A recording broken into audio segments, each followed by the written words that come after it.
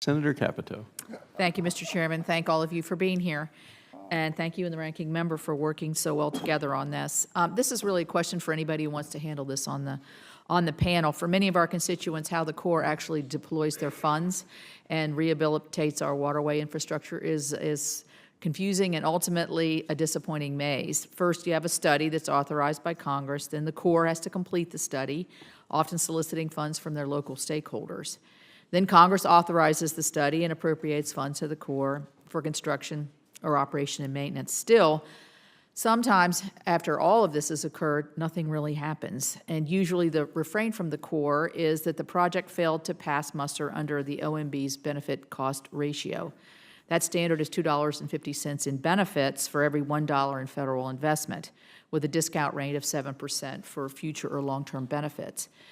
Very few projects are having trouble meeting these thresholds, and we're left to explain to our constituents that their project, no matter how important to the local community, can't proceed despite all of the federal reviews. So I was wondering, do any of you have experiences that you would like to share in which otherwise worthwhile projects have been put on indefinite hold because of this benefit cost ratio issue? Okay. So maybe that's not a problem. Yes, sir. Mr. Riley. Senator Capito, I can only do perspective from some of the projects in my neighborhood. And when you use that standard without looking out way into the future, there's much of the projects in our region that would have never been built at that time. So yeah, that is a huge one. And I can tell you from personal experience, when you get the Army Corps of Engineers put their foot down on a project you've been working on for 10 years or longer, maybe decades beyond that, that'll crush you right there in a local-led effort. Right. Right. Well, I think this bill tries to help answer that question by letting districts regionalize their projects so they become larger. Mr. Pratt. Just another perspective on the state of Delaware. I think there are 19 or 20 federally authorized navigation channels in the state, only 3 of which are being maintained. It's a different metric for determining how waterways are maintained, which ones are actually supported through dredging and surveying work. We've had channel markers removed within our state because the Coast Guard can't verify the poor channel is there anymore. It's a different metric, but it gets to the same point, is that the rationalization of what projects we do, it has to be examined. I think this is why the National Academy study is so important. It should get into that way in which the Corps does its business, see how we can modernize it, see how we can bring it forward and better serve the nation. Good. All right. Thank you. Mr. Sternberg, in your testimony you highlighted in section 5010, which contains the text of the Water Workforce Investment Bill, which Senator Booker and I have worked on. This provision establishes an EPA grant program to spur education, job training, and apprenticeship for careers.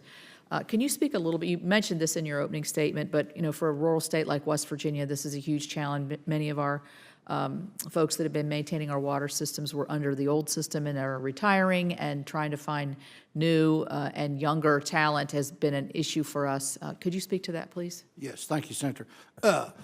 National Rural Water actually started working with the Workforce Development Department of Labor on apprenticeships for the water industry, and this last year we've just kicked it off, and each state is working through that process, but it's the same problem in our state.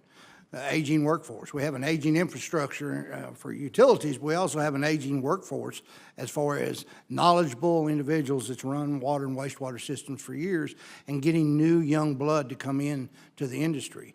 And one of the reasons I still believe it's the pay scale is not where it should be. It's the most important thing we do every day. Everybody has to have good, safe drinking water.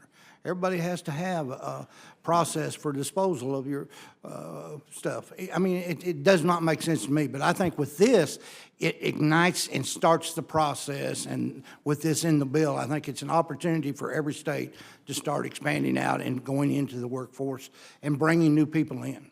Well, I have a small community in West Virginia where the person who was charged with keeping the water system running and providing the clean drinking water also was the person who checked the parking meters and Exactly.